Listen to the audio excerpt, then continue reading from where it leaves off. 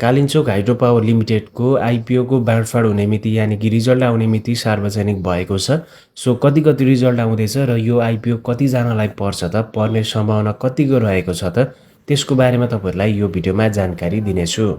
यस Kalinchowk hydro power लिमिटेडको आइपिओमा total 27,50,175 जनाले आवेदन दिएको थियो भने भर्ने जति सबैलाई ददस्किताको दरले बाँडफाँड गर्दाखेरि 68,475 जनालाई मात्र यो आइपिओ पर्नेछ र बाँकी रहेको 26,81,700 जनाको हात भने खाली नै हुनेछ।